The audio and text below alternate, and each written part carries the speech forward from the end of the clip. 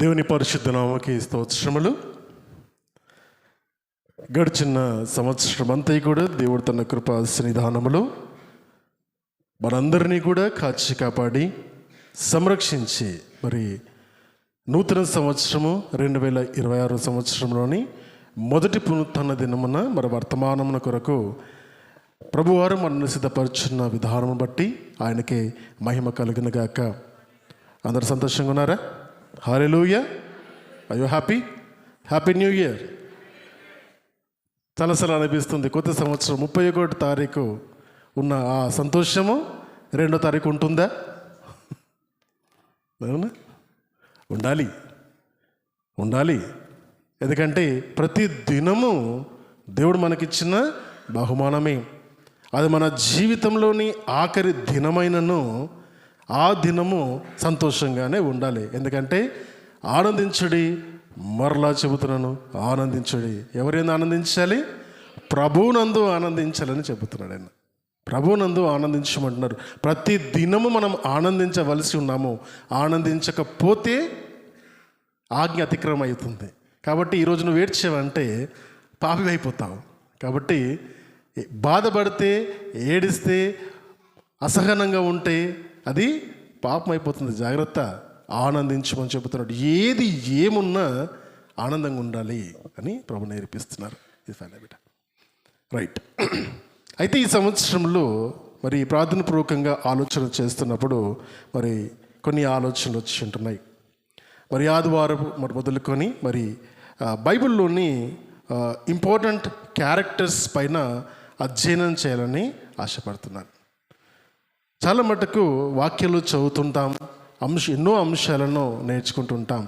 కానీ ఒక్కొక్క క్యారెక్టర్ని అధ్యయనం చేస్తున్నప్పుడు వారి జీవితాన్ని మనము లోతుగా అర్థం చేసుకొని ఆ లోతైన మర్మాలు మనం తెలుసుకొని వాళ్ళు విశ్వాస జీవితంలో ఏ విధంగా ఎదిగారో మనం కూడా ఎదిగే అవకాశము మరి ప్రభు ఇవ్వడానికి మరి ఈ గ్రంథమందు వాళ్ళందరినీ పేర్లు గ్రంథస్థము చేయబడి ఉన్నాయి. మరి ఈ విధంగా కొన్ని క్యారెక్టర్స్ని మరి నేర్చుకోవడానికి మరి చెప్పడానికి ఇష్టపడుతున్నాను. ఒక్కొక్క ఆదివారము ఒక్కొక్క క్యారెక్టర్ పైన మాట్లాడడానికి నేను ఆలోచన చేస్తున్నాను. మరి చూద్దాం ఎంతమంది గురించి మనం నేర్చుకుంటామో, ఆ ప్రయాణము ఏ విధంగా జరుగుతుందో చూద్దాం. మనందరికీ నచ్చిన వ్యక్తి, మనందరము ఫాలో అయ్యే వ్యక్తి కొరకు మొదట నేర్చుకుందాం. అబ్రహాం గురించిన వర్తమానాన్ని, తన జీవితం నుండి నేర్చుకుని పాఠాలను ఈరోజు మనము ధ్యానాంశం ఉంచుకుంటాం. ఆదికాండంలోని 12వ అధ్యాయము మరి మొదలుకొని మరి దాదాపుగా 25వ అధ్యాయం వరకు కూడా తన గురించిన జీవితాన్ని మొత్తం కూడా మనకు కనబడుతుంది. అన్ని అధ్యాయాలు నేను చదివించను, కానీ ఆయన గురించిన విషయాలు చెబుతాను. అది మాత్రమే కాదు, తన యొక్క చరిత్ర గురించిన కొన్ని విషయాలు కూడా మనము నేర్చుకుందాం. అయితే ఈరోజు టాపిక్ యొక్క టైటిల్ ఏ విధంగా ఉంటుందంటే the journey of Abram to Abraham. Okay, the journey of Abram to Abraham. మరి ఈ మాటను మనము ఆలోచన చేస్తున్నప్పుడు ఆయన వంశావళిని చూద్దాం ఒకసారి. ఆయన వంశావళిని చూస్తున్నప్పుడు అబ్రహాము ఎవరి సంతానము గురించి ఆలోచిస్తే మనం వెనక్కి వెళ్ళాల్సి వస్తుంది, చాలా వెనక్కి వెళ్ళాల్సి వస్తుంది. కొద్దిగా చరిత్ర చెప్పడానికి ప్రయత్నం చేస్తాను. తండ్రి అయిన దేవుడు ఈ లోకములో మొదటి మానవుణ్ణి చేసినప్పుడు 5 రోజులు ఈ సృష్టిని చేసి 6వ దినమున ఆయన మానవులను చేశాడు. మొదటిగా పురుషుని చేసి పురుషుని నుండి పక్కటెముక నుండి స్త్రీని చేసి పురుషునికి ఆదామనియో మరి స్త్రీకి మరి అవ్వని పేర్లు పెట్టడం జరిగింది. దేవునికి లోబడక తన దేవుడు అనుగ్రహించిన ఆజ్ఞను వ్యతిరేకించినందుకు వారిని తండ్రి తన సన్నిధిలో నుండి, ఏదైనా వనం అనే తన సన్నిధిలో నుండి బయటకు పంపించి వారిని కష్టముగా, అంటే వాళ్ళ జీవితాన్ని వాళ్ళు నేర్చుకునేటట్టుగా మరి తయారు చేశాడు. ఆ విధంగా సంతానాన్ని దేవుడు అభివృద్ధి చేశాడు. దేవుని యొక్క ఆజ్ఞ కూడా ఏంటంటే మీరు ఫలించి అభివృద్ధి పొంది భూమి అంతా కూడా విస్తరించమని దేవుని యొక్క ఆజ్ఞ కూడా. మొదటి అధ్యాయం, ఆది కాండంలోని మొదటి అధ్యాయం 26వ వచనంలో చెప్పబడిన ఆజ్ఞ. కాబట్టి ఫలించడము దేవుడిచ్చిన ఆలోచన, విస్తరించడము దేవుడిచ్చిన ఆజ్ఞ. ఆ కారణంగానే క్రమేణా ఆదాము హవ్వలకు జన్మించిన కుమారులు కయీను, హేబేలు.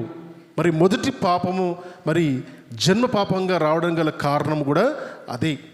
మరి ఆదాము హవ్వ చేసిన అవిధేయత వల్ల తన పిల్లలకు ఏం జరిగిందంటే తన రక్తమే కలుషితమై తన వంశమంతా కూడా అక్కడ నుండి వచ్చిన ప్రతి మానవుడికి జన్మ పాపం అనేది ఆ విధంగా ఉన్నది. దాని తర్వాత మనిషి తాను చేస్తున్న పాపాలను బట్టి వాడు క్రియా పాపాలు కూడా చేస్తున్నాడు. కాబట్టి ప్రభువారు మొదటిగా జన్మ పాపమును మరియు క్రియా పాపమును క్షమించడానికి లోకానికి ఆయన వచ్చున్నారు. అయితే జన్మ పాపముగా ఉన్న ఆ అవిధేయతను దేవుడు చూస్తూ కయీను ద్వారా చేసిన క్రియాపాపమును, తన తమ్ముడైన హేబెలు పైన అసూయపడి తనను చంపిన విధాన్ని ఆలోచన చేస్తే అక్కడ అసూయతో ప్రారంభించబడింది. మీరు ఏం గమనిద్దామంటే అపవాది దేవునిపైన వ్యతిరేకత రావడానికి, మనుషులందరినీ వాడి వైపు తిప్పుకోవడానికి గల అసలైన కారణం ఏంటంటే దేవుడిపైన వాడుకున్న అసూయ మొదటి మానవుణ్ణి దేవుని యొక్క సన్నిధిలో నుండి మనుషుల్ని దూరం చేసింది. కాబట్టి ఈ అసూయతోనే తన తమ్ముడి పైన అసూయ పడి తనను కూడా చంపడానికి వెనుదంజ తీయలేదు. దేవుడు చూస్తున్నాడు, అన్నీ గమనిస్తున్నాడు, కానీ ఏది మాట్లాడలేదు. ఎందుకంటే మనం ఏమి చేయాలో, మనుషులు వాళ్ళు ఏం చేయాలో వారికి ఫ్రీ విల్ ఇచ్చాడు దేవుడు. You know the concept of free will. మనం ఏమి చేయాలనుకున్నామో దేవుడు అది చెయ్యనిస్తాడు. దేని ఆపడైనా ఏది చెయ్యాలనో ఏది చెయ్యకూడదో చెబుతాడు. డెసిషన్ నీకు వదిలేస్తాడు. ఈ గుంపులో ఉంటావా నిర్ణయం నీదే అని మనకు స్వతంత్రాన్ని ఇచ్చిన దేవుడు ఆయన. ఆ విధంగా క్రమేణా చూస్తే మొదటి పాపము ఆదమవ నుండి తర్వాత కయ్యనికి, తర్వాత క్రమేణా చూస్తున్నప్పుడు పాపం భయంకరంగా ఈ లోకంలో పెరిగిపోతున్నప్పుడు దేవుడే మనుషుని ఎందుకు సృష్టించని తన హృదయంలో కలతను ఉంది. తను ఏం చేస్తాడంటే ఈ సమస్తమైన సృష్టిని నాశనం చేద్దామని ఆయన ఒక గొప్ప ప్రళయాన్ని సృష్టించి నాశనం చేద్దాం అనుకుంటారు. ఆ సమయంలో ఒక్క వ్యక్తి కనబడతాడు, లేదా ఒక కుటుంబం కనబడుతుంది ప్రభు దేవుని సన్నిధికి. ఆ కుటుంబం పేరే నోవాహ కుటుంబం. ఆయనతో మాట్లాడతాడు. అంటే ప్రపంచమంతా కూడా అవినీతితోని అవిధేయతతోని ఉంటున్నప్పుడు ఈ ఒక్క కుటుంబం మాత్రము దేవునికి విధేయత కలిగి ఆయనను వెతికే కుటుంబంగా ఉన్నది. మనం అనుకుంటాం చాలాసార్లు, నా చుట్టుపక్కల వారు, నా బంధువులు అనేక మంది భయంకరమైన తప్పుడు దారిలో వెళ్తున్నప్పుడు మనం కూడా చాలాసార్లు వాళ్ళకు ప్రభావము చేయబడి వాళ్ళలాగా మాట్లాడడానికి, వాళ్ళలాగా ప్రవర్తించడానికి ఆటోమేటిక్గా అటు అలవాట్లు వస్తుంటాయి. కానీ నోవహును చూసినప్పుడు నేర్చుకోవాల్సిన గొప్ప విషయం ఏంటంటే ప్రపంచమంతా ఒకవైపు ఉన్న ఇతను మాత్రం దేవుని వైపు ఉన్నాడు. ఒక్కడిగా ఉన్నప్పుడు, ఒక కుటుంబం ఉన్నప్పుడు నేను బలహీనమైన వాడినే అని అనుకోలేదు, కానీ బలవంతునితో సహవాసం చేస్తున్నవాడు బలహీనుడు కాదు. ఎప్పుడు ఒక్కడైనా సరే 1000 మందితో సమానమని చెబుతున్న వాక్య భాగాన్ని జ్ఞాపకం చేసుకున్నప్పుడు ఆయన ఆ కుటుంబాన్ని దేవుడు ఏర్పాటు చేసుకోడు. ఆ కుటుంబం ద్వారా మరి మొదటి ఆదాము అవ్వతో ప్రారంభించిన సృష్టి మరొకసారి అంతమైపోయి 40 దినములు 40 రాత్రములు వర్షముల చేత, కుండపోత వర్షం చేత ఈ లోకమంతా కూడా నిండిపోయినప్పుడు అన్ని పశువులతో సహా చెట్లు, పశువులు, పర్వతాలు, తర్వాత మనుషులు అందరూ కూడా అంతమైపోయారు. కేవలం ఒక్క కుటుంబము, ఆ కుటుంబంతో వచ్చిన ప్రతి జాతి నుండి వచ్చిన మరి పక్షులు, పశువులు మిగతావి తప్ప అవి మాత్రమే దేవుడు ఆ ఓడలోకి తీసుకొని వచ్చి ఆ ఓడ ద్వారా ప్రపంచానికి మరొక సృష్టిని పరిచయం చేశాడు. ఆదాము చేసిన సృష్టి అంతమైపోయింది.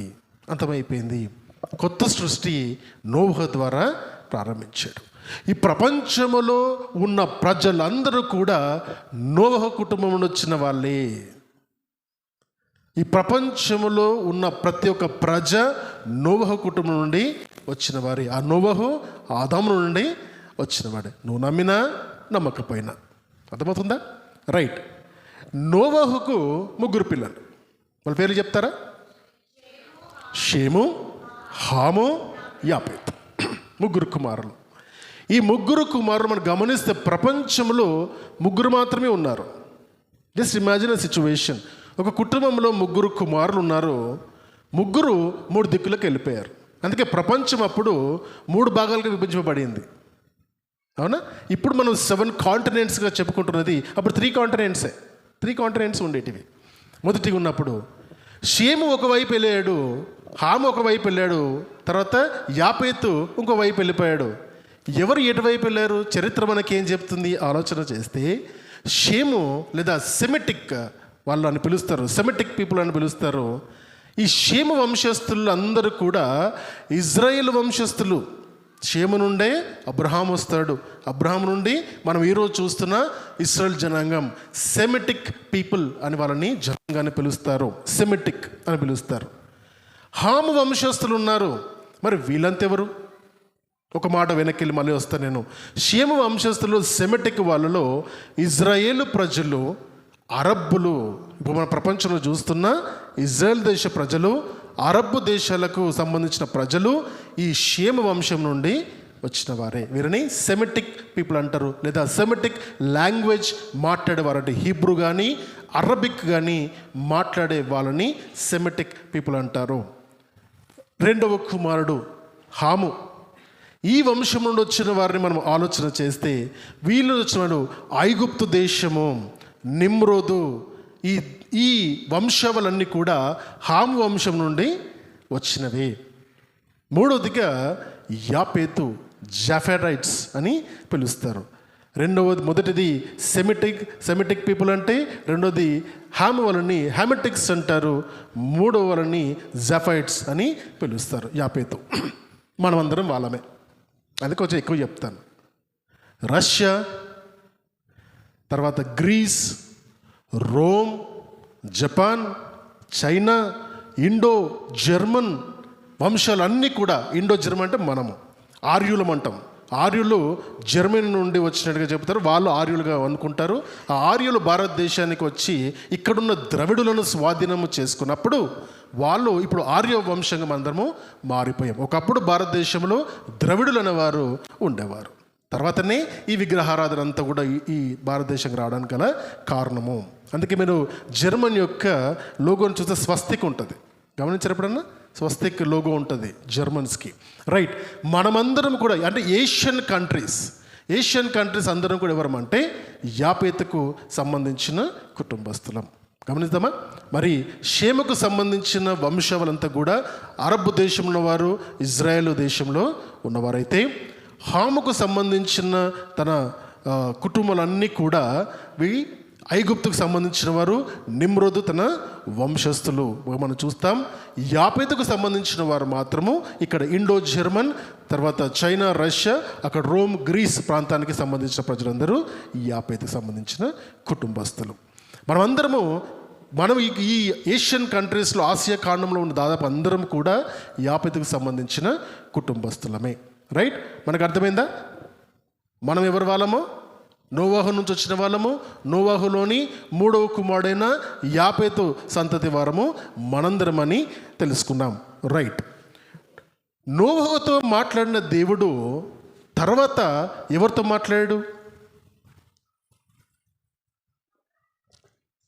నోవాహుతో మాట్లాడిన దేవుడు, తండ్రైన దేవుడు డైరెక్ట్గా మళ్ళీ ఎవరితో మాట్లాడాడు? ఆయన ప్రత్యక్షమవుతారు. 6వ అధ్యాయంలో నోవాహుతో మాట్లాడిన దేవుడు మళ్ళీ 11వ అధ్యాయం లేదా 12వ అధ్యాయంకి మళ్ళీ మాట్లాడడం ప్రారంభిస్తారు ప్రభువారు. ఎన్ని సంవత్సరాల గ్యాప్ తెలుసా? నోవాహుకు అబ్రహాముకు 400 సంవత్సరాలు. This 400 years gap between Noah and Abraham. అంటే 400 సంవత్సరాలు దేవుడు ఎవరితో మాట్లాడలేదా? మాట్లాడలేదు. ఎందుకు మాట్లాడలేదు? నోవాహులాగా తండ్రికి ఎవరు కనపడలేదేమో.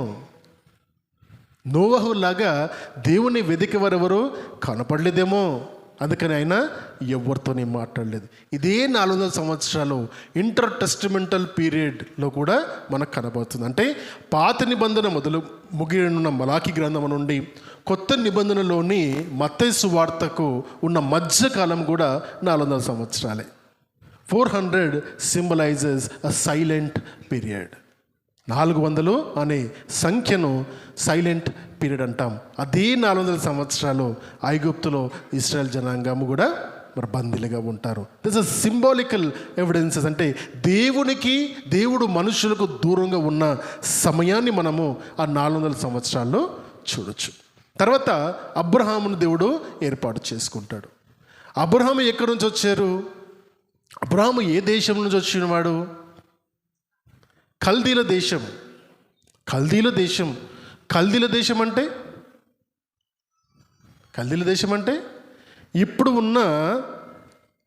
ఇప్పుడు మనం చూస్తున్న సిరియా దేశం ఏదైతే మనం చూస్తున్నామో, అంత్యోకియా, సిరియా ప్రాంతాల గురించి మన అపోస్తల కార్యాలు నేర్చుకుంటామో, ఆ ప్రాంతాలన్నీ కూడా ఒకప్పుడు కల్దీల దేశం, ఇంగ్లీష్లో చల్దియన్స్ అని పిలుస్తారు.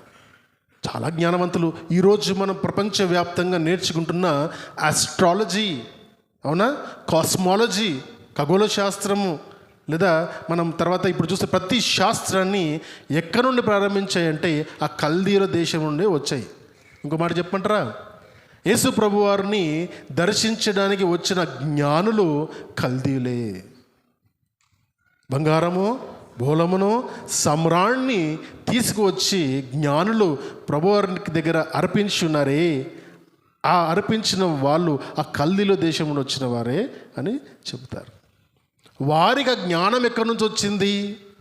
వారికి ఏ విధంగా వస్తుంది? వారి గ్రంథాలు అంత జ్ఞానం ఎక్కడి నుంచి వస్తుంది? ఆ ప్రవచన వాక్యాలు వారికి ఏ విధంగా దొరికైన ఆలోచన చేస్తే, ఆ ప్రవచన గ్రంథాలన్నీ కూడా బబులోను సామ్రాజ్యంలో నుండి వచ్చాయి. ఆ కల్దీల దేశం నుండి వచ్చిన దేశంని బబులోను దేశం అంటారు. బబులోను మహాసామ్రాజ్యము. బబులోను మహాసామ్రాజ్యాధినేత నెబుకద్నెజర్ పరిపాలించిన దేశం అది. అర్థమవుతుందా హౌ ఇట్ ఈస్ లింక్డ్? వారి మధ్యలోకి నెబుకద్నెజరు 3 సార్లు ఇజ్రాయెల్ పై దండయాత్ర చేసి, మొదటిసారి కొంతమంది యవనస్తులు జ్ఞానవంతులని ఎత్తుకెళ్ళిపోయినప్పుడు దాంట్లో ఉన్నవారే దానియేలు, షద్రక్, మెషక్, అబేద్నెగో. అవునా? వారిలో మొదటికి తర్వాత వెళ్ళిన వాళ్ళు ఎజెకియల్, మరి ఇంకా గ్రూప్ వాళ్ళందరూ కూడా 2వ దశలో 3వ దశలో వారిని ఎత్తుకెళ్తారు. 586 BC, 586 BCలో యూదయ ప్రాంతాన్ని బబులోను సామ్రాజ్యాధినేత నెబుకద్నెజర్ ధ్వంసం చేసి ఆలయాన్ని కూలగొట్టేసి ప్రాకారంలో కూలగొట్టి తను ఆ దేశాన్ని మొత్తం కూడా మందిరంలో ఉన్న బంగారాన్ని, మిగతా వెండి వస్తువులన్నిటి కూడా తీసుకొని వెళ్ళిపోతాడు. ఆ బబులోను దేశము నిమ్రోదు పరిపాలించిన స్థలము. బాబిలోన్ అని పిలుస్తాం. బాబిలోన్.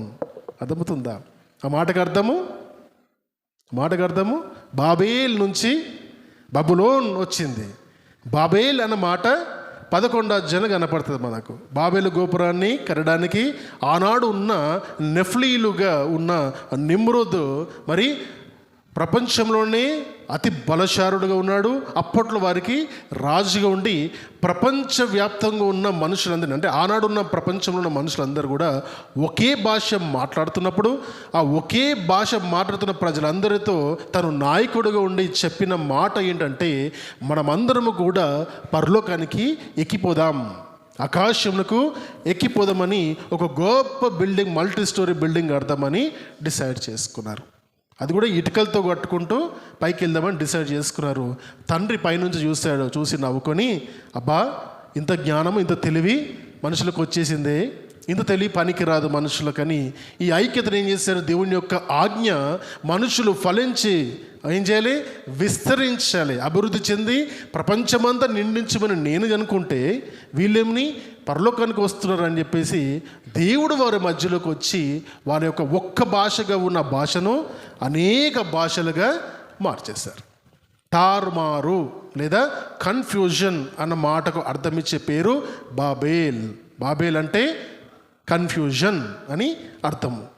ప్రపంచంలో ఇప్పుడు ఎన్ని భాషలు ఎక్కడి నుంచి మాట్లాడుతున్నారంటే ప్రపంచంలో దీనికి ఆన్సర్ ఎవరు చెప్పలేరు. 100% ఎవరు చెప్పలేరు. ఓకేనా? ఎక్కడుంది ఈ మాట?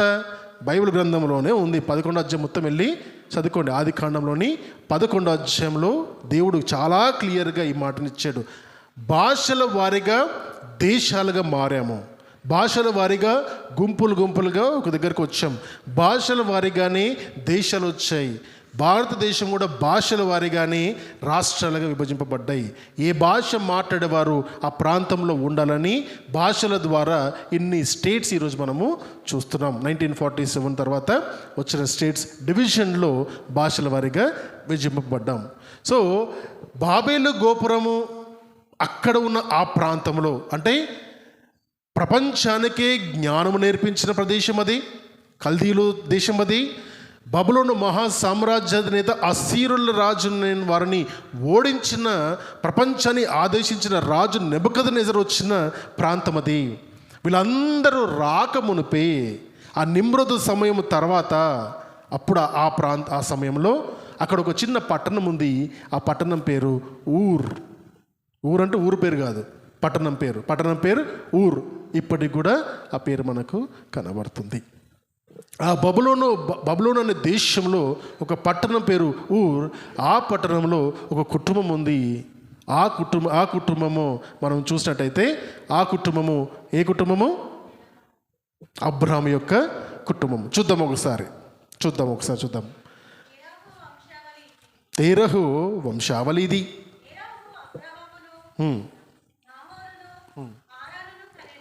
చాలా ఎవరెవరికి అన్నాడు?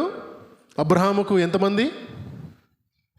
తేరహు, తండ్రి పేరు తేరహు. ఆయనకి ఎంతమంది పిల్లలు? 3 పిల్లలు. మొదటి కుమారుడు అబ్రహాము, తర్వాత నాహోరు, మూడవ అతని పేరు హారాను. హారాన్ అని ప్రాంతం కూడా ఉంటుంది, కన్ఫ్యూజ్ అవ్వద్దు. ఓకేనా? రైట్. ఇప్పుడు చదవమ్మా. హారాను తాను పుట్టిన దేశమందలి కల్దీయుల ఊర్ అన్న పట్టణములో తన తండ్రి అయిన తేరాహు కంటే ముందుగా మృతి పొందెను. అబ్రహామును నాహోరును వివాహము చేసుకొనిరి. అబ్రహాము భార్య షరాయి, నాహోరు భార్య పేరు మిల్కా. ఆమె మిల్కాకును ఇస్కాకును తండ్రి అయిన హారాను కుమార్తె. షారయి గొడ్రాలై ఉండెను, ఆమెకు సంతానము లేదు. తర్వాత చూద్దాం. తేరహు తన కుమారుడు అబ్రామును, తన కుమారుని కుమారుడగు అనగా హారాను కుమారుడగు లోతును, తన కుమారుడగు అబ్రాము భార్య అయిన షారయి అను తన కోడలి తీసుకుని కనానుకు వెళ్ళుటకు కల్దీయుల ఊరను పట్టణంలో నుండి వారితో కూడా బయలుదేరి హారాను మట్టుకు వచ్చి అక్కడ నివసించరి. తేరహు బ్రతికిన దినములు 205 ఏండ్లు. తేరహు హారానులో మృతి పొందెను.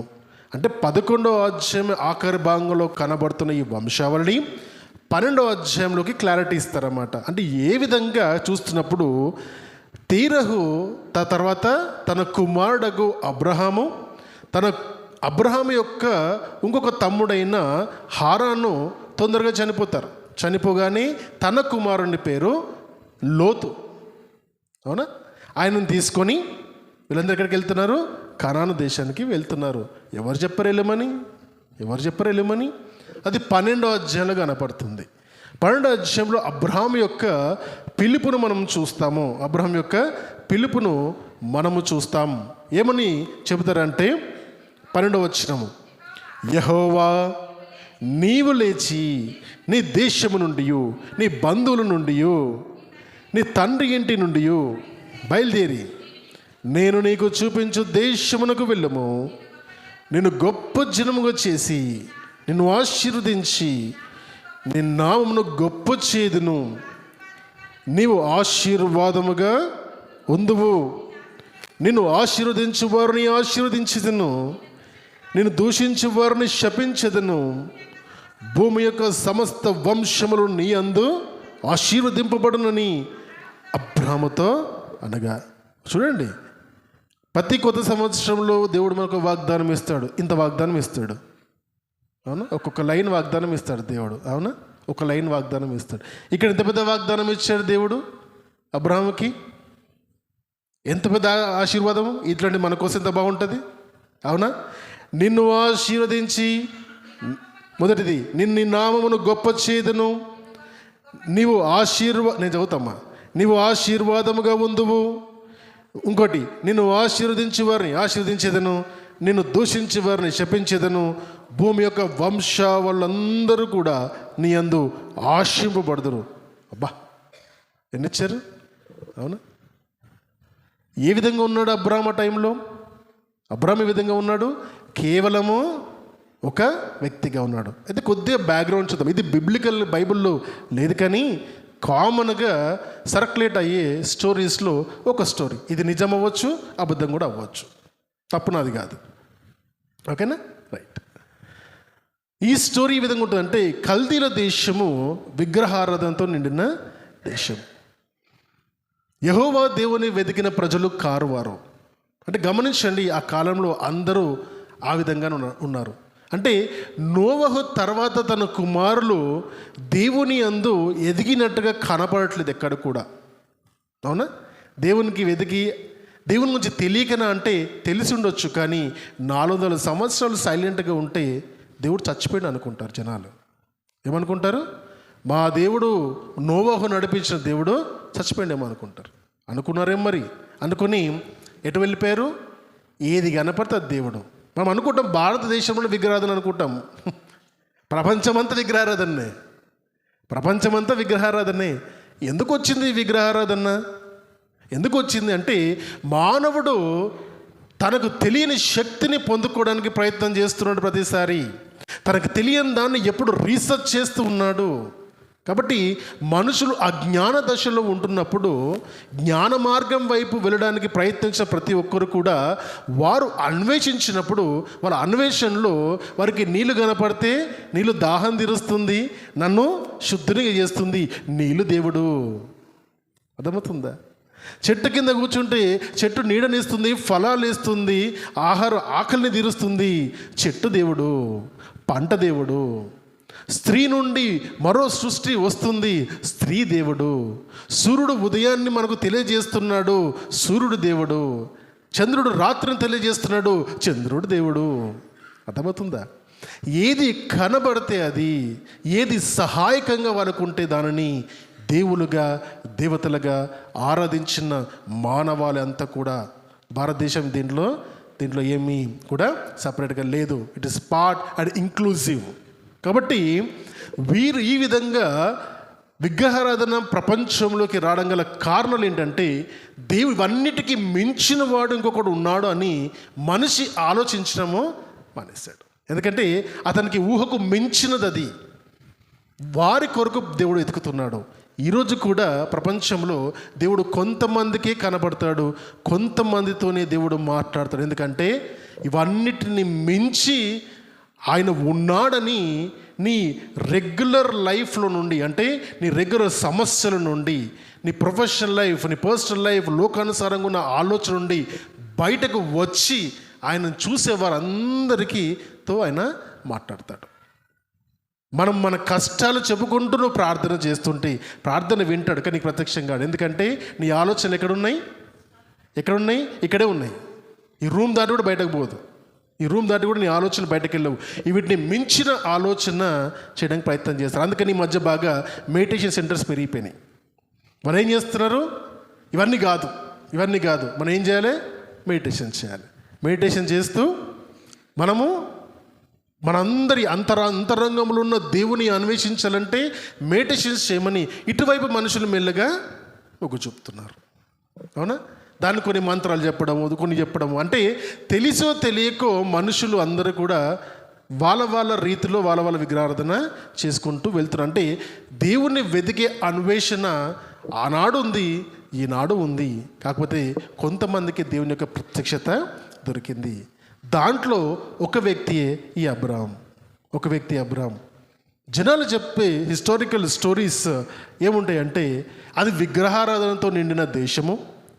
అయితే ఈ హారాను ఈ తేరహు తన తండ్రిని అబ్రహాం యొక్క తండ్రిని తేరహు విగ్రహాలను మట్టి బొమ్మలను తయారు చేసి అమ్మేవాడని, ఒకానొక సమయంలో మరి తండ్రి లేనప్పుడు మరి ఈయన ఆ విగ్రహాలను తన పైన వేసుకొని పెట్టుకొని అక్కడ ఊరంతా వెళ్ళి అమ్ముతున్నప్పుడు అనుకోకుండా ఆ బుట్టల నుండి ఆ విగ్రహాలు కింద పడిపోయాని, ఆ మట్టి విగ్రహాలు పగిలిపోయినప్పుడు వాటిని చూసి అబ్రహాం యొక్క హృదయము కలత చెంది, అరే మేము దేవులుగా మొక్కే ఈ మట్టి విగ్రహాలు మరి చచ్చిపోయే, దీంట్లో జీవము లేది, జీవము లేని దాన్ని మేము మొక్కుతున్నామా అని తన అంతరంగంలో వచ్చిన ప్రశ్న దేవుణ్ణి వెతికేలాగా చేసింది అని ఒక స్టోరీ ఉంది.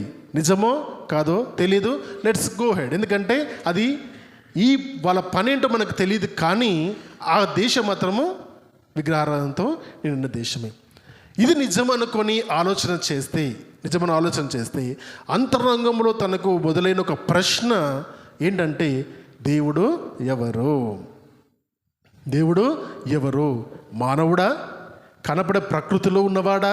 దీనికి మించినవాడా అని ఆలోచన చేస్తూ, ఐ థింక్ తన మొత్తం కూడా దేవుళ్ళు లేరని, ఆయన దైవాన్వేషణలో సత్యాన్వేషణలో తన మార్గాన్ని వెళ్తున్నప్పుడు అనుకుంటాను ఆ టైంలో ఆయన ప్రత్యక్షమయ్యాడు. ఎందుకంటే ఈ కనబడుతున్న ప్రపంచాన్ని దాటి ఆలోచించడము అబ్రహాం నేర్చుకున్నాడేమో.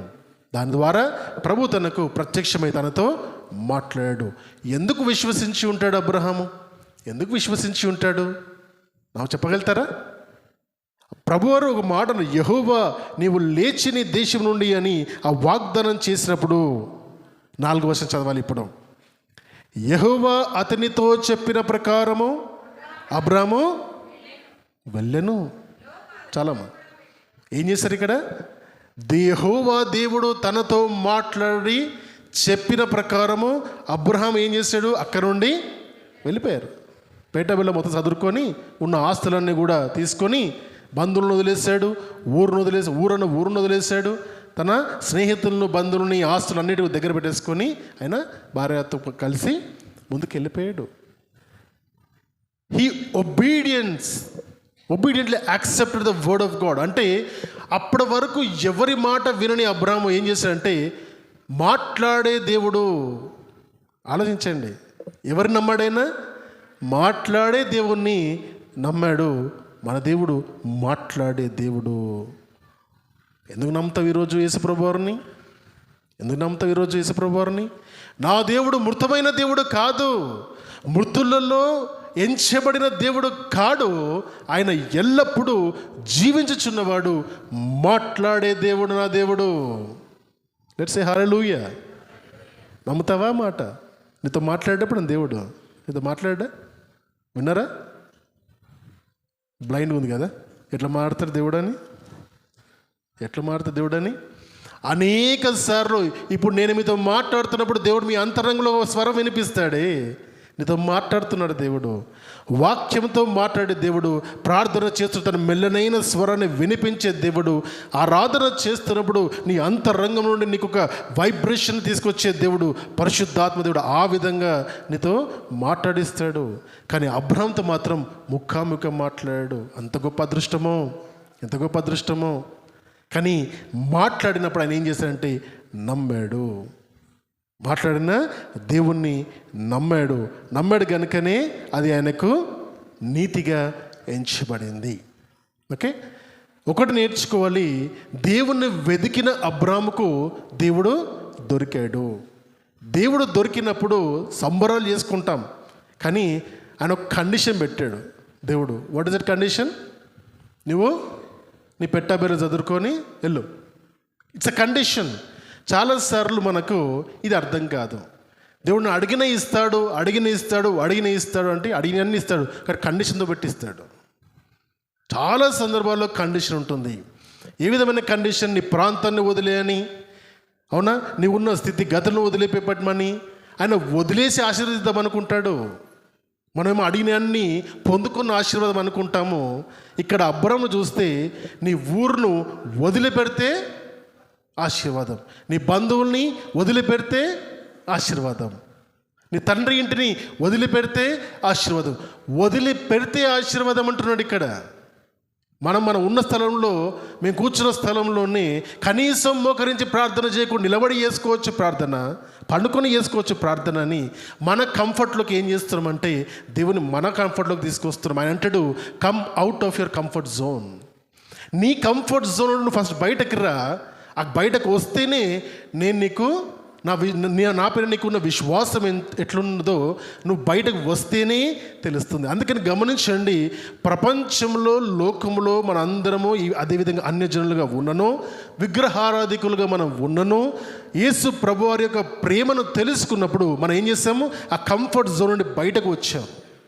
బయటకు వచ్చినందుకు ఈరోజు క్రైస్తవుడు అయ్యావు. నువ్వు బయటకు వచ్చావు గనుకనే ఈరోజు నీ ప్రార్థనలో దేవుడు వింటుండని నమ్ముచున్నావు. బయటకు వచ్చావు గనుకనే పరలోక రాజ్యాన్ని వెళ్తావన్న నమ్మకం నీలో వచ్చింది. బయటకు వచ్చావు గనుకనే నీవు క్షమించబడతావన్న నమ్మకంతో ఈరోజు ఇక్కడ కూర్చున్నావు. అర్థమవుతుందా? దేవుడు ఎప్పుడు కూడా మనందరి మన కంఫర్ట్ జోన్లో ఉంచాడు. అందరినీ గమనించండి, విశ్వాస వీరుల జాబితాలో ఉన్న ఏ ఒక్కరు మీరు చూసినా కూడా వారు వాళ్ళ కంఫర్ట్ జోన్ నుండి, లైఫ్ నుండి బయటకు వచ్చినప్పుడే, ఆ శోధనని ఎదిరించి దేవుని పైన విశ్వాసం ఉంచినప్పుడే అప్పుడు మాత్రమే వారు ఆశీర్వబడ్డారు. కాబట్టి మనం నేర్చుకోవాల్సింది మొదటి పాఠము, come out of your comfort zones first. నీ కంఫర్ట్లోకి దేవుని తీసుకురాకు. ఇప్పుడు ప్రపంచంలో జరుగుతుంది ఏంటో తెలుసా?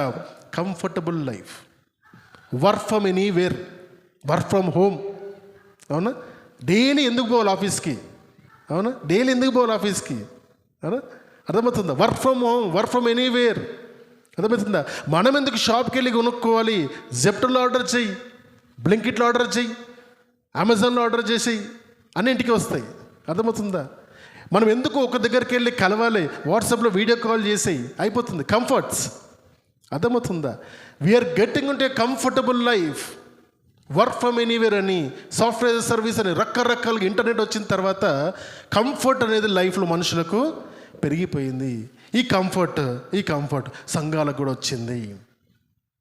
మార్నింగ్ 6 గంటలకు ఆరాధన, 9 గంటలకు ఆరాధన, 12 గంటలకు ఆరాధన, 3 గంటలకు ఆరాధన, మళ్ళీ సాయంత్రం 6 గంటలకు ఆరాధన.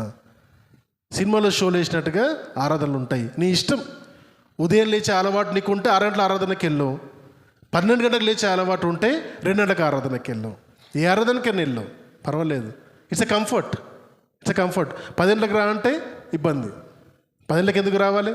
వేరే దగ్గర 3-4 ఆరాధన ఉన్నాయి కదా. That's called comfort. నేను వద్దని చెప్పను, అది వీళ్ళు ఉద్దేశంతో పెట్టారు అవన్నీ కూడా. ఎందుకంటే కనీసము 10 గంటలకు రమ్మంటే మిస్ అయినోడు కనీసం 2 గంటల దానికన్నా పోతాడు. ఉద్దేశం అది. అక్కడ తప్పుడు ఉద్దేశాలు లేవు. ఏమంటారంటే కంఫర్ట్స్ అనేటివి మనందరి ముందుకు ఇప్పుడు వచ్చాయి. ఒకప్పుడు లేవు అవన్నీ కూడా.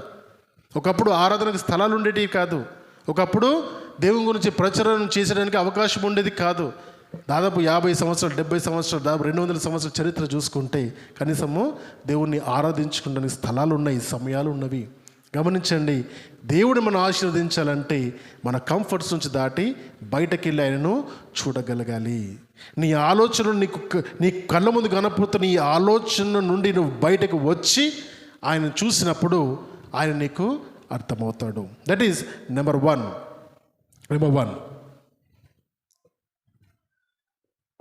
అబ్రాహాముకి దేవుడు మాట్లాడినప్పుడు తన వయసు ఎంత?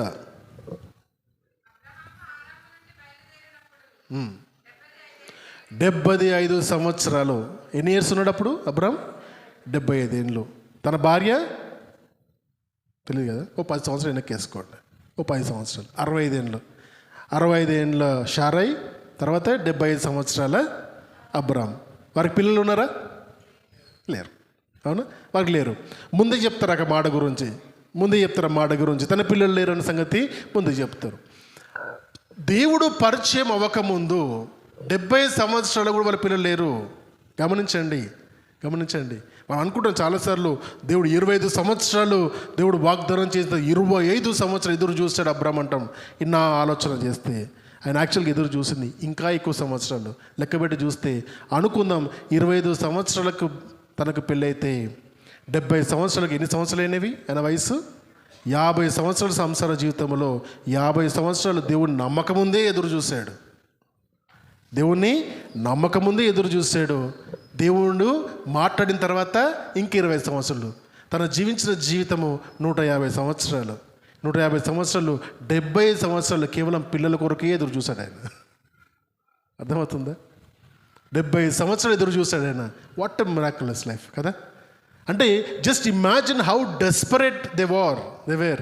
అప్పుడు ఎంటర్ అవుతారు. అంటే ఈ కుటుంబాన్ని మనం చూస్తే, అబ్రహం కానీ సారై కుటుంబాన్ని చూస్తే చాలా సంతోషంగా అన్యోన్యంగా ఉన్నట్టుగానే కనబడుతుంది. ఎక్కడికి వెళ్ళినా తన భార్యని వెంటబెట్టుకెళ్తాడు. ఒక బ్యూటిఫుల్ వర్డ్ మనకు కనబడుతుంది. ఇక్కడ ఒక కొత్త క్యారెక్టర్ ఎంటర్ అవుతారు. ఆమె పేరే హాగరు. చదువునా.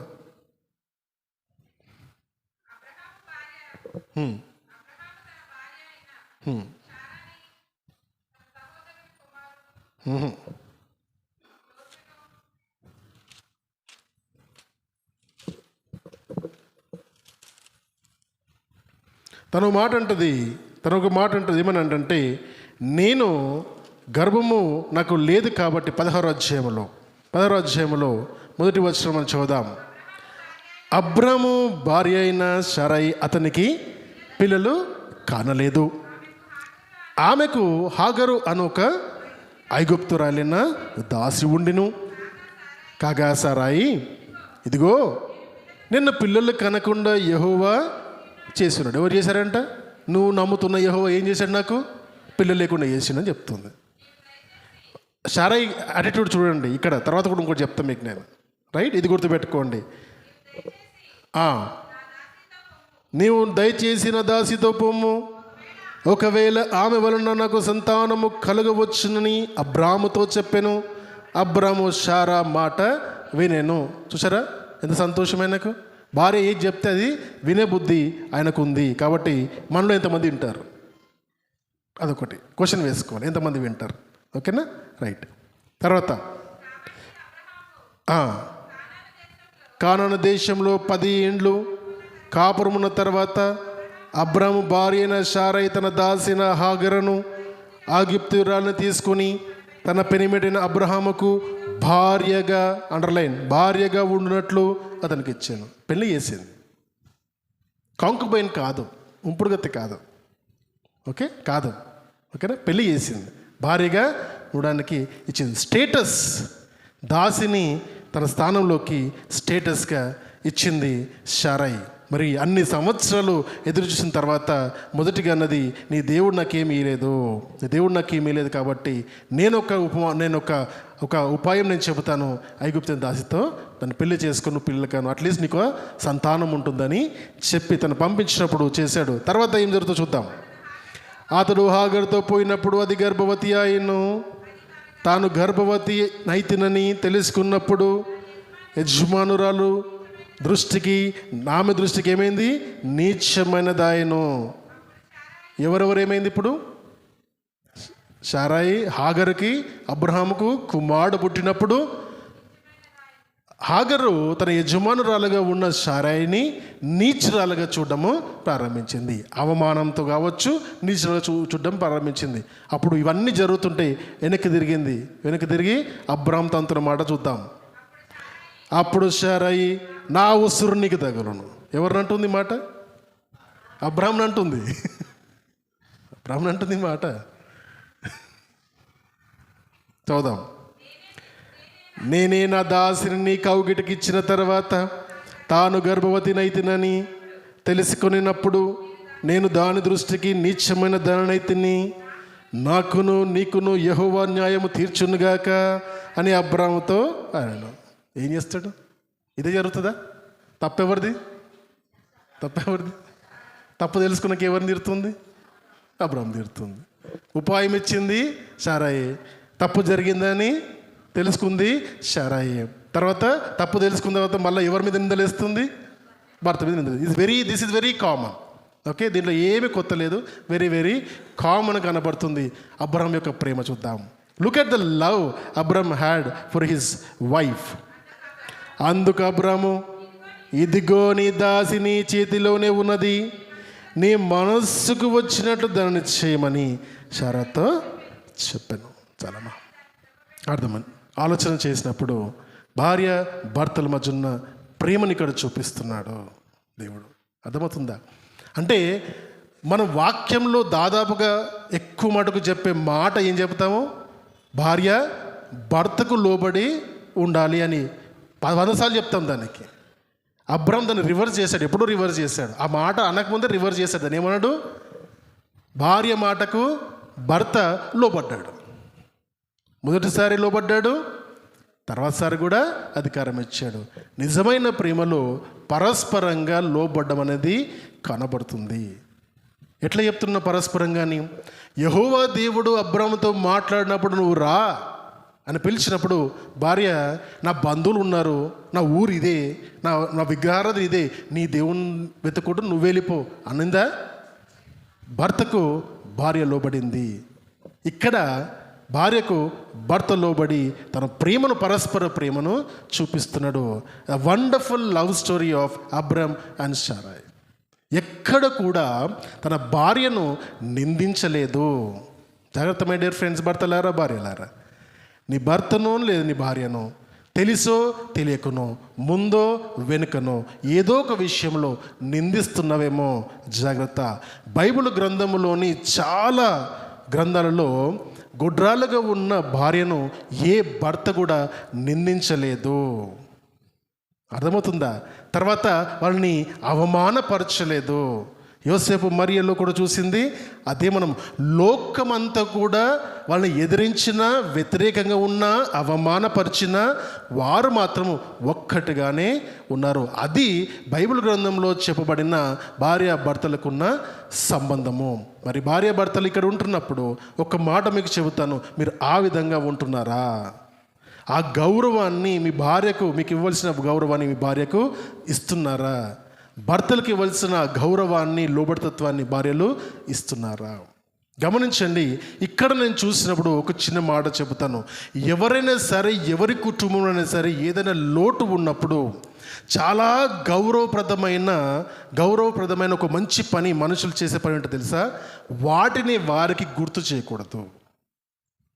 అర్థమైందా? ఇది చాలా ఈ లోకంలో చూస్తున్నప్పుడు చాలా మంది నేర్చుకోవాల్సిన వాటివి. పెద్దవాళ్ళని చిన్నవారని కాదు, కానీ పెద్ద గుణము చిన్న గుణము అని చెప్తాను నేను. అందుకని వయసుకు బట్టి నేను చాలామంది విలువ ఇవ్వను, నేను గుణాన్ని బట్టి విలువిస్తాను. ఎందుకంటే వయసుకు మర్యాద వరకు ఇవ్వగలుగుతాం, కానీ వయసు ఉంది కదా అనేసి అన్నీ అంగీకరించకూడదు. అర్థమవుతుందా? ఎందుకంటే గుణమును బట్టి మనుషులకు విలువ ఉంటుంది. ఈ మాట చెబుతున్నప్పుడు ఎందుకు చెబుతున్నా అంటే, సపోజ్ ఒక కుటుంబాన్ని మీరు దర్శించడానికి వెళ్ళారు. ఆ కుటుంబంలో ఉన్న ఒక వ్యక్తికి హాస్పిటలైజ్ అయ్యి బయటకు వచ్చాడు అనుకోండి. చాలా ఇబ్బందికరంగా ఉన్నాడు, ఆయన చాలా బాగలేడు. వెళ్ళిన వెంటనే ఏమంటారు? అయ్యో అంకుల్, ఎంత బాగుండే మీరు, ఎంత డల్ అయిపోయారు మీరు. ఒక్క మాట చాలు బాంబు వేసినట్టు వాళ్ళ మీద. మీరు అనుకుంటారు చాలా ప్రేమతో, చాలా ఆప్యాయంగా నేను అడిగిన అనుకుంటారు, కానీ కాదు. మీరు పెద్ద బండ తీసుకొచ్చి నెత్తి మీద చేశారు. అర్థమవుతుందా? దాని బదులు ఏమనాలన్నీ హాస్పిటల్లో పడ్డా కూడా ఏం హ్యాండ్సమ్గా ఉన్నావు అంకుల్, ఇంకా నువ్వు అనగలగాలి, అనాలి కూడా. అర్థమవుతుందా? ఏ రోగంతో వెళ్తున్నప్పుడు, క్యాన్సర్ రోగం అవ్వచ్చు, ఇంకే రోగం అవ్వచ్చు, వెళ్ళినప్పుడు నీ రోగం తగ్గిందా అడగకూడదు. యు లుక్ హెల్దీ అని చెప్పాలి. యు లుక్ హెల్దీ, బాగా కనపడుతున్నారు, ఎక్సర్సైజ్ చేస్తున్నారా అనాలి. ఎందుకు? అబద్ధంగానే మారుతుంది. It's a word. నీ మాట శక్తి. ఎదుటి వ్యక్తిని ఎత్తుతుంది, ఎదుటి వ్యక్తిని దింపేస్తుంది, పాతాళం కూడా దొక్కేస్తుంది. మాట జాగ్రత్త. గర్భం లేని వాళ్ళ దగ్గరకు వచ్చే సంవత్సరం దేవుడిని గర్భాన్ని ఇచ్చేస్తాడు. అవునా? నువ్వేం భయపడకు, దేవుడు చూసుకుంటాడు. Shut up, don't talk. అర్థమవుతుందా? Not required. అసలు ఆ సందర్భమే మాట్లాడద్దు. ఎందుకు చెప్తున్నానంటే, మా కుటుంబంలో గొప్పగా జరిగేది అదొకటే. ఆ టాపిక్ ఏది ఇయ్యం మేమిద్దరం తీసుకోము, ప్రపంచంలో మా కుటుంబంలో ఎవరు తీయరు ఆ టాపిక్. దాన్ని బట్టి గౌరవం ఉంటుంది మాకేందంటే తెలుసా, అడక్కని టాపిక్ ఎందుకు? If something suppose to happen, it will happen. అర్థమవుతుందా? శారయి విషయంలో అబ్రహాం నాకు తెలిసి చేసింది కూడా అదే. దాన్ని వాళ్ళు గుర్తు చేసుకోరు, మాట్లాడుకోరు. జ్ఞానం నేర్చుకుందాం. చాలామందికి ఇది తెలీదు, చాలామందికి తెలియదు. నేను దినంలో మా ఫ్రెండ్ వాళ్ళ ఇంటికి వెళ్ళాను. నేను ఈ చదువుతున్నప్పుడు నాకు అది బాగా గుర్తొచ్చింది. నేను తెజితో ఉదయకాల జామున పంచుకున్నాను. మా ఫ్రెండ్ వాళ్ళ ఇంటికి వెళ్ళి దాదాపుగా నేను చాలా సంవత్సరాలు అయిపోయింది వెళ్ళి. వాళ్ళ ఇంటికి వెళ్ళినప్పుడు వాళ్ళ చుట్టాలందరూ కూడా నాకు తెలుసు, అందరూ చాలా ఫ్యామిలీగా నన్ను రిసీవ్ చేసుకుంటారు. ఒక్కొక్కరు వాళ్ళు ఉదయకాల జామున ఎటో బయటకు వెళ్తున్నారంట. అనుకోని రీతిగా నేను వాళ్ళ ఇంటికి వెళ్ళాను. నిన్న అక్కడ కూర్చున్నప్పుడు మా ఫ్రెండ్ వాళ్ళ భార్య వచ్చేసి, నువ్వు ఇవాళ డిన్నర్ చేసే పోవాలి ప్రియా, నువ్వు డిన్నర్ చేసే పోవాలి చేసి, నేను నీకోసం చేసి పెడతానని తను డిన్నర్ చేసి పెట్టింది. సరే అని కూర్చున్నాను. అది తింటున్నప్పుడు ఒక చుట్టాలు వచ్చారు. బాబు బాగున్నావా అన్నారు. ఇంకొకరు వచ్చారు, జస్వంత్ బాగున్నావా అన్నారు. ఇంతమంది వచ్చారు, మాట్లాడారు, కానీ చాలా గౌరవంగా అనిపించిందంటే తెలుసా, మా కుటుంబ పరిస్థితి వాళ్ళకి తెలుసు, ఒక్కరు కూడా అడగలేదు.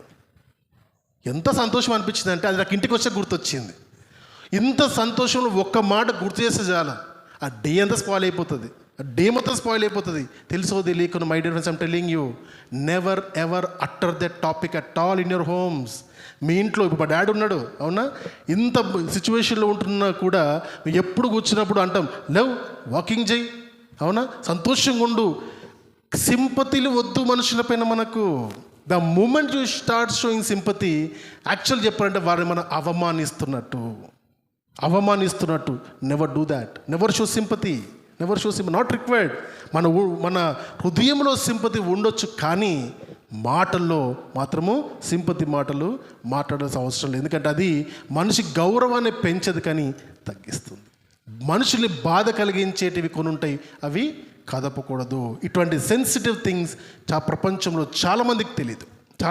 I think this is an opportunity to learn this.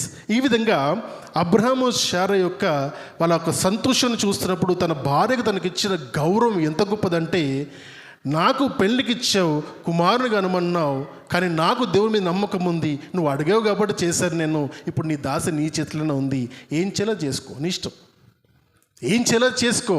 ఎందుకంటే నాకు ఎవరు ముఖ్యం అంటే, నాకు కుమార్తె కాదు ముఖ్యం, నాకు నువ్వు ముఖ్యము. అర్థమవుతుందా?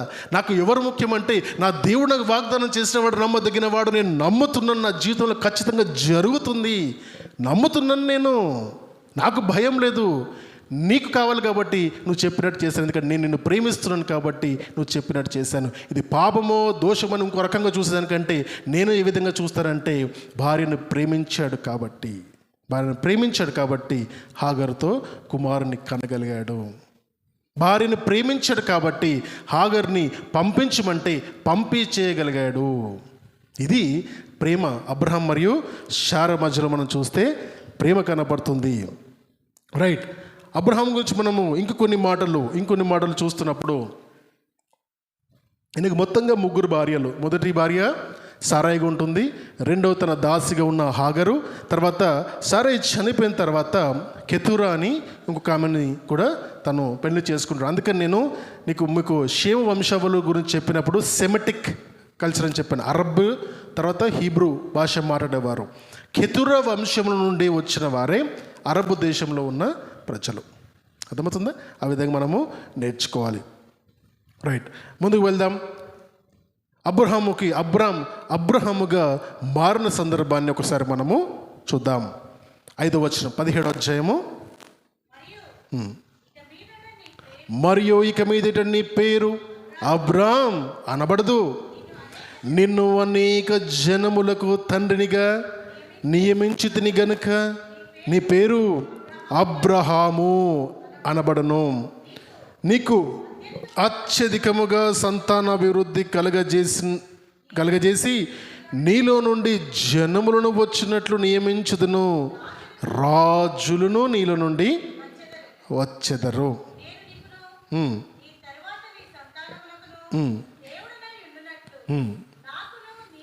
నాకును నీకును నీ తరువాత వారి తరములకును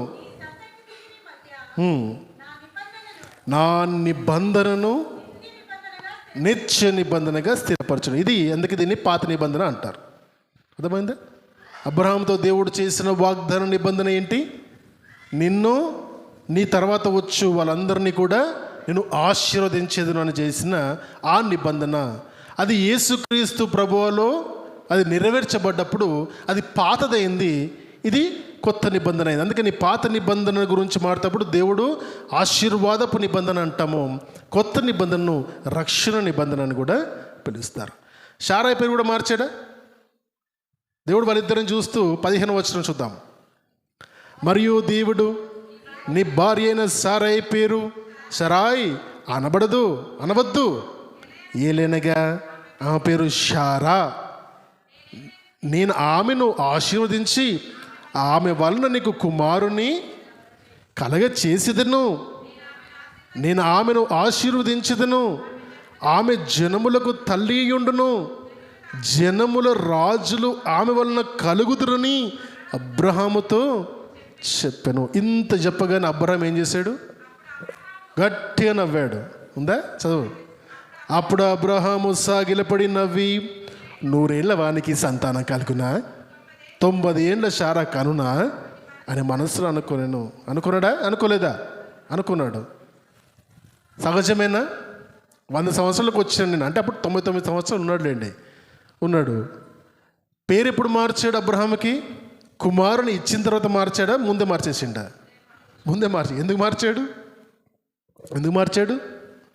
ఆ నిబంధనను అక్కడ శారాకు జరిగిన దాన్ని హాగరు జరిగిన ఆ రిలేషన్షిప్ని బ్రేక్ చేసుకొని అబ్రహాం శారా మళ్ళీ తిరిగి ప్రభు సన్నిధిలోకి అన్న నిరీక్షణలో ఉన్నారు గనుక ఆయన అంటాడు. దాని తర్వాత ఏమంటే ఆ తర్వాత అబ్రాహాముగా మార్చి ఉన్నాడు. ఎందుకు మార్చాడు? అనేక మందికి తండ్రిగా తనను ఉంచాడు. శారాని అనేక మందికి తల్లిగా ఉంచాడు. ఇవన్నీ ఎప్పుడు చేశాడంటే తనకు ఆశీర్వాదము ఇయ్యక ముందే, ఇచ్చిన తర్వాత కాదు, ఇయ్యక ముందే చేశాడు. ఈ మాటను జ్ఞాపకం చేసుకున్నప్పుడు గుర్తు రావాలంటే, నువ్వు ప్రార్థన చేస్తున్నప్పుడు నువ్వు కోరుకుంటున్నవన్నీ, నువ్వు ఎదురు చూస్తున్నవన్నీ కూడా దొరికినవన్నీ కృతజ్ఞతాస్తుతులు చెల్లించి ఆయనకు ప్రార్థన చేయాలి. దేవుడు అవన్నీ ఆ విధంగా చేస్తాడు. దేవుడు వాగ్దానం చేసిన వాడు నమ్మదగిన వాడు. కొత్త సంవత్సరం వాగ్దానం తీసుకుని ఉంటావు. ఆ వాగ్దానము మనము మర్చిపోయినా దేవుడు మర్చిపోడు. ఖచ్చితంగా వాగ్దానమును ముందే ఇస్తున్నాడు. జరగబోయేటివి ముందే ఇస్తున్నాడు. ఇక్కడ అబ్రాహామును అనేక మందికి తండ్రిగా ఎప్పుడు చేశాడంటే కనీసం ఒక కుమారుడు లేనప్పుడే తండ్రిగా చేశాడు ఆయనని. That is the power of God. ఆ దేవుని మనం నమ్ముతున్నాము. ఆ దేవుణ్ణి నమ్ముతున్నాం. లేని వాటిని ఉన్నవాటిగా చేయగల సమర్థవంతుని నమ్ముతున్నాం. మృతతుల్యమైన శరీరముల నుండి తను ఒక ప్రాణమును ఇచ్చడానికి సమర్థవంతులను నమ్ముతున్నాం. ఈ మతము ఆయన నమ్మాడా? నమ్మిన మాటను ఎక్కడ రాసి చూద్దాం. రోమి రాసిన పత్రికలోని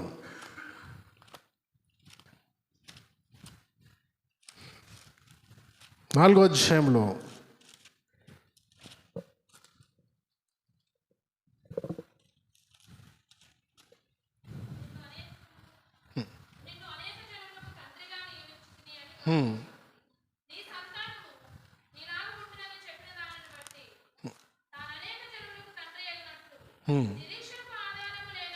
నిరీక్షణకు ఆధారము లేనప్పుడు అతడు నిరీక్షణ కలిగినందున నమ్మెను.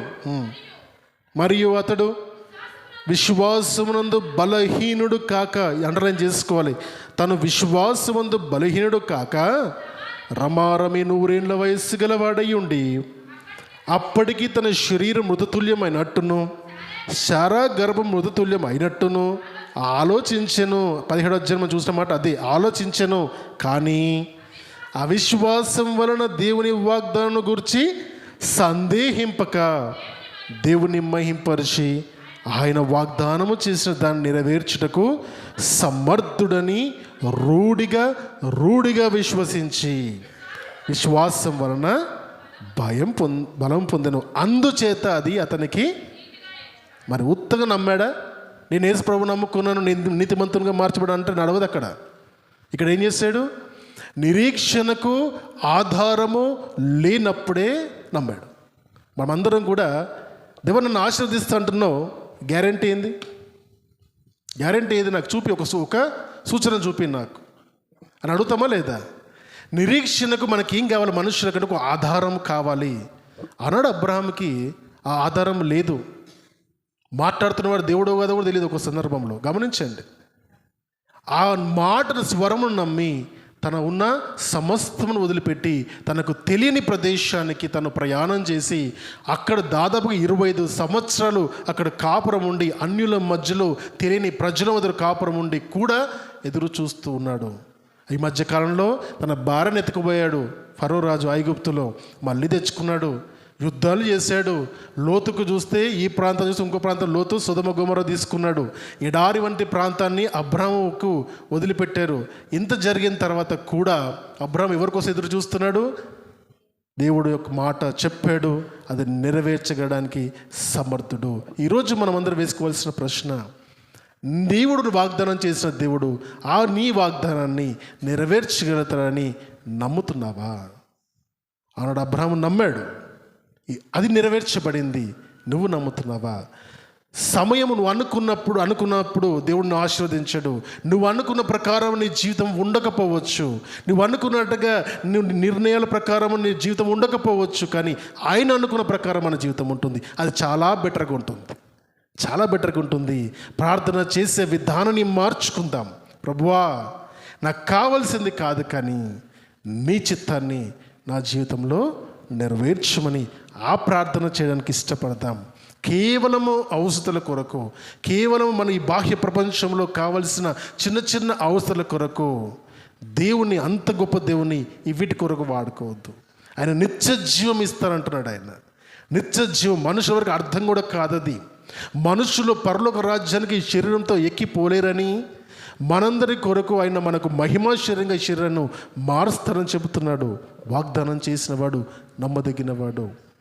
మనం ఈ లోకంలో జీవిస్తున్నప్పుడు ప్రతి దానికి నాకు ఆధారము కావాలని సైన్స్ అడుగుతుంది.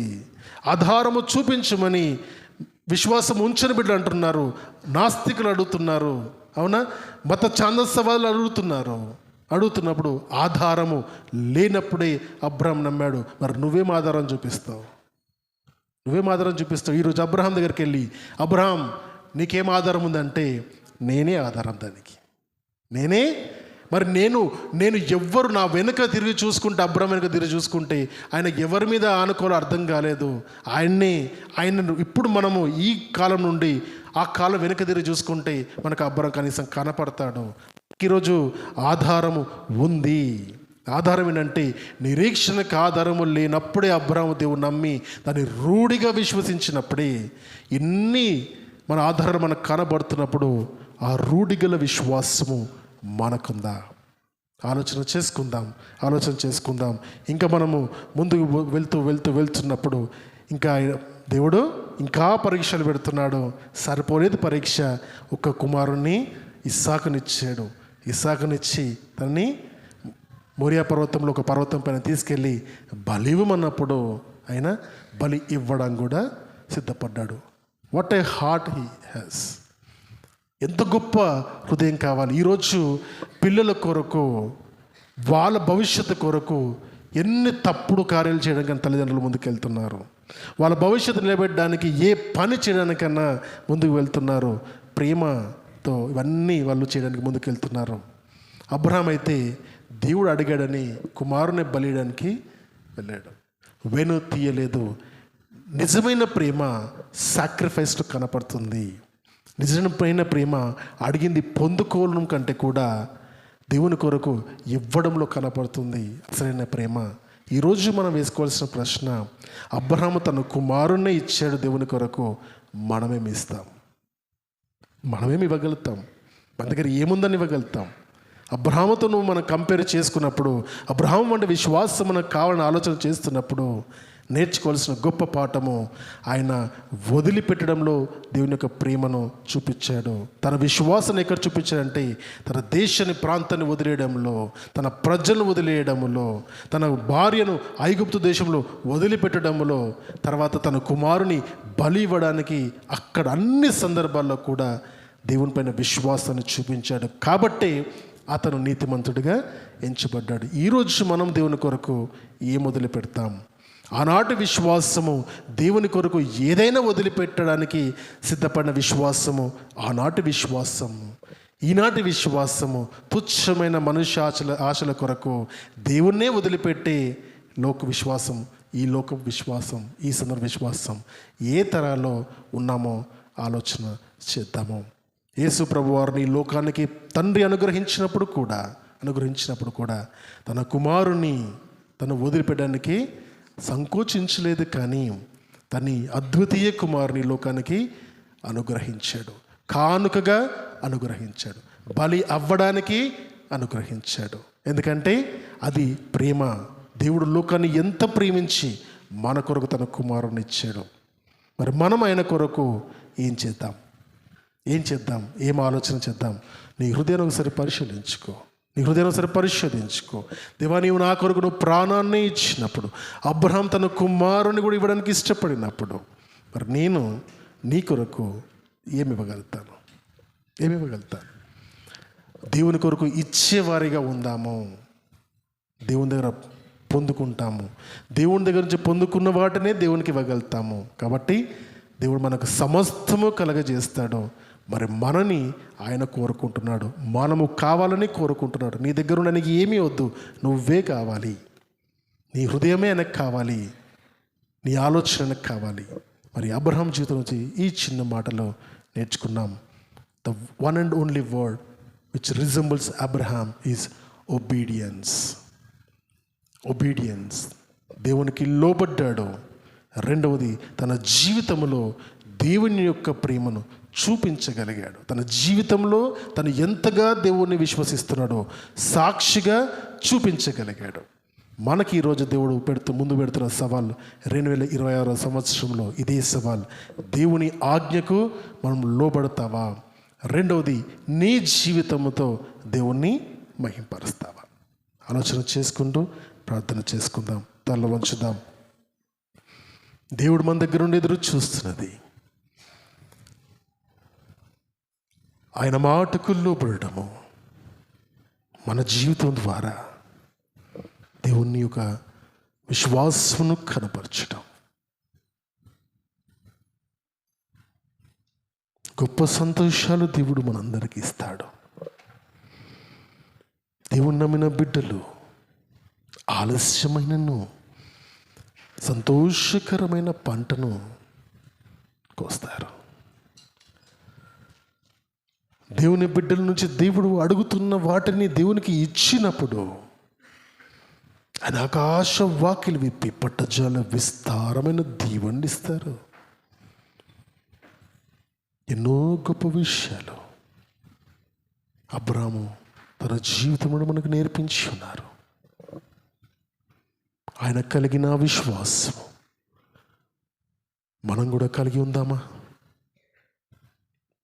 ఇచ్చే విశ్వాసము, దేవుని కొరకు బ్రతికే విశ్వాసము, దేవుని కంటే మించినది ఏది లేదనే విశ్వాసము, నిరీక్షణకు ఆధారము లేనప్పుడు నమ్మగలిగే విశ్వాసము, ప్రపంచమంతా ఒక్కటైనప్పుడు నీ ఒంటరిగా ఉన్నప్పుడు కూడా నా దేవుడు నాకు ఉన్నాడని నమ్మే విశ్వాసము అబ్రహాముల ద్వారా మనకు ఈరోజు నేర్పించి ఉన్నాడు దేవుడు. నమ్ముతావా? అటువంటి విశ్వాసంలోకి అడుగు పెడతామా? మన జీవితంలో దేవుణ్ణి మించినది ఏది ఉండకూడదని రూఢిగా నమ్మిన అబ్రహాము తన కుమారుని సహితం ఇవ్వడానికి ఇష్టపడ్డాడు. ఈరోజు నీ జీవితంలో దేవునికి నీకు అడ్డంగా ఉన్నదేంటి? అడ్డుగా వస్తున్నదేంటి? ఆలోచన చేయి. విడిచిపెట్టు. దేవుని జీవితాన్ని మహిమకరంగా మారుస్తాడు. మనందరినీ ఏర్పాటు చేసుకున్న దేవుడు గమ్యాన్ని చేరుస్తాడు. ప్రార్థన చేసుకుందాం. పరిశుద్ధమైన దేవా, మీకు స్తోత్రములు నాయనా. అబ్రాహాము జీవితం నుండి తండ్రి మీరు నేర్పించిన ఈ కొన్ని పాఠాలు తండ్రి సంఘమునకు ఉపయోగకరంగా ఉండకు సహాయం దయచేయనైనా. అనేక మాటలతో దేవ మీరు మాట్లాడి ఉంటున్నారు. విన్న ప్రతి ఒక్క బిడ్డ తమ జీవితాలని మలుచుకొని, తమ బ్రతుకులను మలుచుకొని అబ్రహం వంటి విశ్వాసము కలిగి ఉండలాగన సహాయం దయచేయనైనా.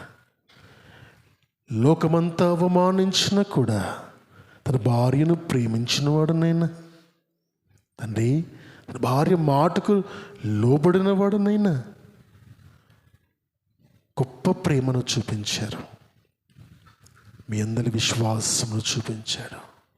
మిమ్మల్ని ప్రేమించబడుతున్న కుటుంబాన్ని ప్రేమిస్తున్న గొప్ప విషయాన్ని నేర్పించి ఉన్నారు నాయన. తండ్రి మీకు స్తోత్రములు. మీకు మొదటి ప్రాధాన్యత ఇచ్చే బిడ్డగా అబ్రాహాము నుంచినట్టుగాని మేము కూడా దేవా మా జీవితంలో మీకు మించినది లేనట్టుగా మీకు మొదటి ప్రాధాన్యత ఇచ్చే బిడ్డలుగా మేమందరం ఉంటకు మీ సహాయం దయచేయమని అడగచ్చు. ఈ సమయం అంతటిని తండ్రి మీ సన్నిధికి అప్పచెప్తూ ఈ వాక్యం విన్న ప్రతి బిడ్డ యొక్క జీవితాలు మార్చబడి గొప్ప జ్ఞానముతో నింపబడి మీ ఆత్మచేత నింపబడి ఆశీర్వాదం పొందుకున్నట్లుగా మీరే సహాయం దయచేయమని అడగచ్చు. యేసయ్య అతి శ్రేష్టమైన నామములో ఈ ప్రార్థన అడగచ్చు నాన్న పరమ తండ్రి. ఆమేన్, ఆమేన్.